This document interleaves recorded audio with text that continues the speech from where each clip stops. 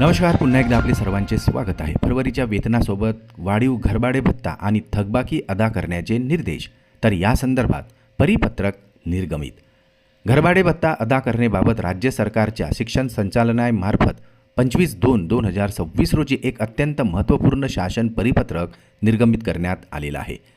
चला पाहूया याविषयी सविस्तर माहिती. त्यापूर्वी आपणास विनंती आहे, चॅनलला जर नवीन असाल तर सबस्क्राईब करायला विसरू नका आणि नवनवीन अपडेट मिळविण्यासाठी बेल आयकॉनला प्रेस करायलाही विसरू नका. अत्यंत कामाची बातमी आपल्या सहकारी मित्रांना शेअर करायलाही विसरू नका. सदर शासन परिपत्रकानुसार नमूद करण्यात आले आहे की घरभाडे भत्ता अदा करण्याबाबत वित्त विभागाच्या 25/2/2025 रोजीच्या संदर्भाधीन शासन निर्णयानुसार सदर परिपत्रक राज्यातील शिक्षणाधिकारी व सर्व शिक्षण निरीक्षक, अधीक्षक, वेतन व भविष्य निधी पथक सर्व यांच्या प्रति हे परिपत्रक सादर करण्यात आलेले आहे. या परिपत्रकानुसार वाढीव घरभाडे भत्त्याबाबत शालार्थ प्रणाली टॅब उपलब्ध करून देण्यात आलेला आहे.